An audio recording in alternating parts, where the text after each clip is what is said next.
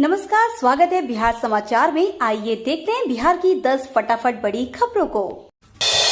फिर बड़ा कोरोना, सरकार ने बुलाई बड़ी बैठक। देश में कोरोना के नए वेरिएंट JN.1 के सामने आने के बाद संक्रमण तेजी से बढ़ रहा है। इसी बीच केंद्रीय स्वास्थ्य मंत्री मनसुख मंडाविया ने 20 दिसंबर को सभी राज्यों के हेल्थ मिनिस्टर्स की मीटिंग बुलाई है, जिसमें कुछ बड़े फैसले लिए जा सकते हैं।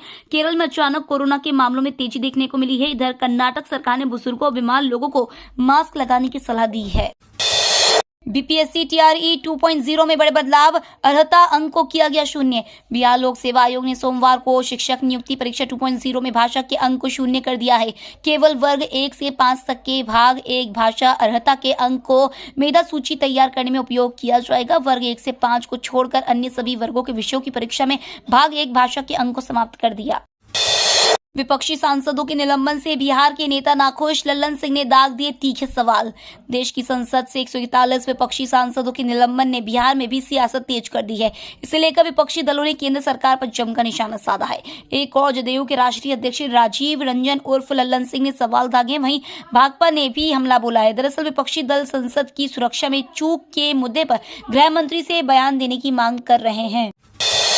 इंटर वार्षिक परीक्षा के लिए 1522 और मैट्रिक के लिए 1471 केंद्र बनाए गए। इंटर वार्षिक परीक्षा 1522 और मैट्रिक की 1583 केंद्रों पर ली जाएगी। बिहार बोर्ड ने इंटर और मैट्रिक दोनों के लिए केंद्र निर्धारित कर दिया है। सभी जिला शिक्षा कार्यालय से प्राप्त सूची के आधार पर बिहार बोर्ड ने परीक्षा केंद्र निर्धारित किया है। 2024 की इंटर और मैट्रिक परीक्षा में केंद्रों की संख्या भी बढ़ी है, जहां इंटर में 51 तो वहीं मैट्रिक वार्षिक परीक्षा के 58 केंद्र बढ़े हैं। वर्ष 2023 में इंटर में 1471 और मैट्रिक में 1525 परीक्षा केंद्र बनाए गए थे। अब रविवार को भी ऑफिस आना पड़ेगा। के पाठक के इस आदेश से शिक्षा विभाग में हड़कंप। बिहार के चर्चित IAS अधिकारी एवं शिक्षा विभाग के अपर मुख्य सचिव के पाठक के एक और आदेश से हड़कंप मच गया है। के पाठक के नए फरमान के मुताबिक अब शिक्षा विभाग के पदाधिकारियों के लिए रविवार की छुट्टी नहीं रहेगी। अफसरों को संडे के दिन ऑफिस आना पड़ेगा। पदाधिकारियों से इस आदेश की अनिवार्य रूप से पालना करने को कहा गया है। बिहार के 31 अपराधियों पर इनाम की घोषणा, सूचना देने वाले को मिलेगा 1 लाख। STF ने राज्य के 31 कुख्यात अपराधियों और नक्सलियों की विस्तृत सूची तैयार की है। इनकी गिरफ्तारी के लिए इनाम की राशि की भी घोषणा की है। इनमें 15 अपराधियों पर 3 लाख रुपए, 12 पर 2 लाख और 4 पर 1 लाख रुपए तय किया गया है। सबसे ज्यादा 8 अपराधी वैशाली जिला के हैं, जबकि बेगूसराय के 6 और औरंगाबाद के अपराधी शामिल है। इससे फहरिस्त में 6 कुख्यात नक्सली शामिल है। इन अपराधियों की जानकारी देने वाले को 1 लाख रुपए का इनाम दिया जाएगा।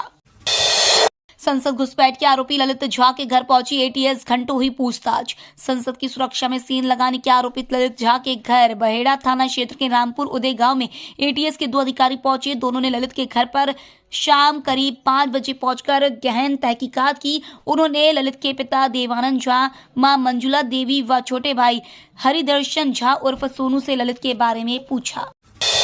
बिहार के BJP सांसदों के साथ अमित शाह की बैठक, इंडिया गठबंधन को रोकने की बनी रणनीति। एक तरफ दिल्ली में इंडिया गठबंधन की चौथी बैठक होनी है, इसके लिए लालू, नीतीश और तेजस्वी दिल्ली पहुंच चुके हैं। वहीं दूसरी तरफ केंद्रीय गृह मंत्री अमित शाह ने बिहार के BJP सांसदों के साथ डिनर मीटिंग की। बताया जा रहा है कि लोकसभा चुनाव की तैयारियों के मद्देनजर शाह बिहार के BJP सांसदों से मिले। शाह और सांसदों की ये बैठक 1 घंटे तक चली, जिसमें लोकसभा चुनाव की रणनीति पर चर्चा हुई और सांसदों को शाह ने 2024 का टास्क भी दे दिया है।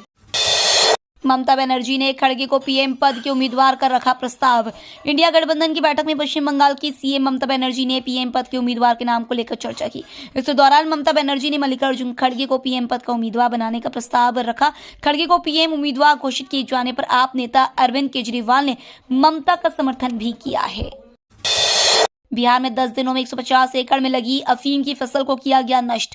बिहार का गया जिला अवैध अफीम की खेती के लिए तस्करों का मनपसंद क्षेत्र बना हुआ है। पुलिस इसके विनिष्टीकरण के लिए अभियान चलाती रहती है। पिछले 10 दिनों में पुलिस ने जिले में 150 एकड़ से अधिक क्षेत्रों में लगी अफीम की फसल को नष्ट किया। बताया जाता है कि तस्करों ने बड़े क्षेत्र में अफीम की खेती के लिए भूमि तैयार कर रखी है। इसी सूचना के आधार पर वरीय पुलिस अधीक्षक आशीष भारती के निर्देश पर अफीम विनिष्टीकरण के लिए अभियान शुरू किया गया है।